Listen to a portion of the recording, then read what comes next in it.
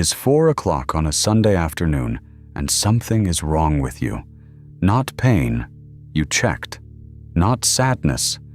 Nothing bad has happened. You slept fine. But you have opened the fridge twice and stood in its cold light, waiting for the shelves to be different. They are not. The book doesn't sound good. The show doesn't sound good. The walk, the nap, the game. Nothing does. You pick up your phone, scroll, and set it down, feeling slightly worse. The clock has slowed to a crawl. There is a restlessness in you with no address on it. You have had a word for this since you were 6, and you have always said it like a complaint. Bored. Here is what nobody ever tells you about that flat gray feeling. It is not emptiness. It is not a defect in your character. Boredom is a signal, as old and as bodily as hunger. And it has a job. Your afternoon wasn't broken. It was ringing. A large claim. So watch boredom make people do something nobody would predict. Picture a plain room in a lab. White walls. A chair. No window, no phone, no pen. The task is the easiest science has ever assigned. Sit alone with your own thoughts for 15 minutes. There is one other thing in the room. A button. Press it, and it delivers a small electric shock. A shock you felt earlier, and disliked enough to say you would pay money never to feel again. 15 minutes. 4 walls. Your own mind, and a button you offered to pay to avoid. 2 out of every 3 men pressed it. 1 in 4 women did. 1 man, the researchers quietly set him aside from the averages, shocked himself 190 times. That happened. In a lab. It's real. Pain on purpose over stillness. Whatever boredom is, it is not nothing. It is a pressure. It gets stranger, because it is not just us. A mink is a small, sleek hunter, built for rivers and burrows. Researchers kept some in bare wire cages with nothing to do, then offered them a parade of things. Treats, a plastic bottle, and one frightening thing. The thick leather glove the handlers used to catch them. In that cage, the glove is the monster. The bored mink did not shrink back. They came forward, faster than mink from toy-filled cages for longer, nosing at everything. Even the glove. It wanted something to happen. Anything. Even that. The mink nosing the glove. The man pressing the button. The same shape. When the signal fires and nothing answers it, a mind will reach for anything. Even something that hurts. Notice what that rules out. This is not apathy. Apathy stops wanting anything at all. A bored mind is not switched off. It is starving. Scientists studying humans landed on the same picture. Boredom, by their working definition, wanting to engage with something, and being unable to. You are full of desire with nowhere to put it. A charged battery with nothing plugged in. Maybe this sounds like a modern illness. Something the phones did to us. It is at least 1600 years old, and it already had a name. 4th century, the deserts of Egypt. Monks live alone in stone cells, whole days of prayer and silence. One of them, Evagrius of Pontus, kept a list of the thoughts that attacked a mind out there, and wrote that the worst arrived at midday. The heat shimmer on the sand, the sun that seems nailed to the sky. The monk looks at the wall, then out of the cell, then back, convinced the day has stopped moving. Everything in him wants to be anywhere else. They called it acedia, a restless, listless flatness, and gave it a nickname, the noonday demon. Not because something was attacking the monk, because nothing was. So the feeling is ancient, and animals share it. What actually trips the alarm?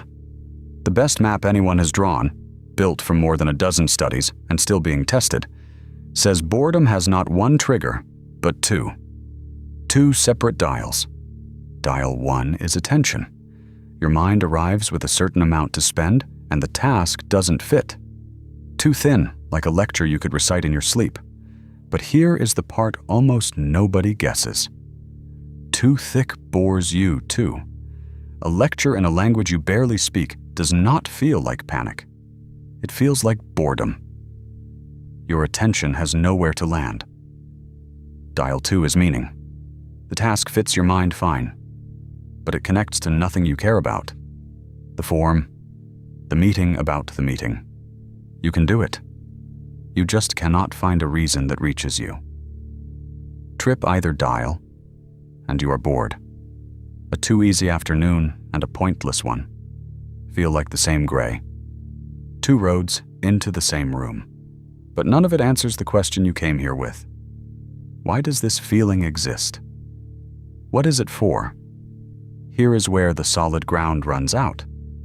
The leading idea treats boredom the way biology treats pain, as a design feature.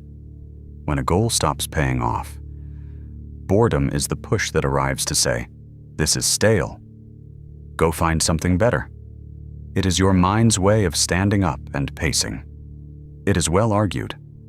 It is also an argument, not a proof. Hold it the way you would a good map of a place nobody has fully surveyed. Then there is the version the internet loves. Boredom makes you creative. There was a real study. People copied numbers out of a phone book, and afterward produced more inventive ideas than people who skipped the misery. But when other researchers went looking again, it did not hold up cleanly. Some studies find boredom helping creativity, others find it hurting. The honest reading is mixed. Boredom might open a door to daydreams. It is not a vending machine for ideas. And yet the scientists who study this keep reaching for one comparison, over and over. Hunger. Hunger doesn't tell you what to eat. It tells you that you are empty and makes that impossible to ignore. Boredom, they argue, is hunger of the mind, a signal that you are starving for something that matters, and a push to go find it. The feeling is at least 1,600 years old. What is new, one human lifetime new, is the cure in your pocket. For the first time in the history of this feeling, the monk, the mink, the white room, we carry a device that can end boredom in under a second. The hand drifts to the pocket at the red light in the elevator in the first empty half-second of a line. Before you have decided anything, it wanted something to happen. Anything. Even that. The phone silences the alarm instantly. It does not touch the reason the alarm went off. If boredom is hunger, the scroll is chewing on air. The mouth stays busy, the body stays empty.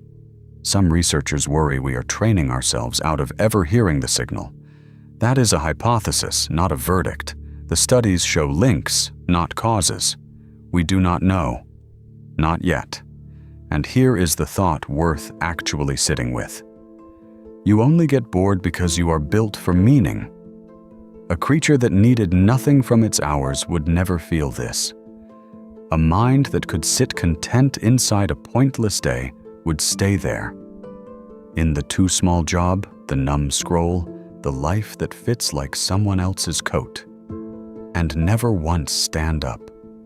The flat gray feeling is your mind refusing to sign off on a moment that means nothing to it.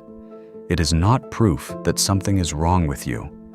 It is proof that something in you keeps asking for more than nothing. You probably thought being easily bored was a flaw, a short attention span, a weakness. It is not. It may be one of the most demanding parts of you, the part that keeps insisting your attention is worth something and should be spent like it. Because you are in the room, you are in it every day. The line, the red light, the elevator. Bare walls, 15 seconds, and the button is right there in your pocket. It does not even hurt.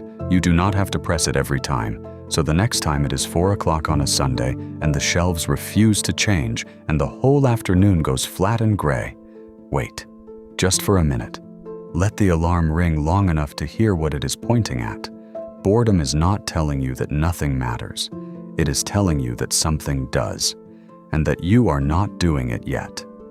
If a good question sits with you longer than an easy answer ever could, subscribe. There's always more to wonder about. I'm Ponder. Until the next one.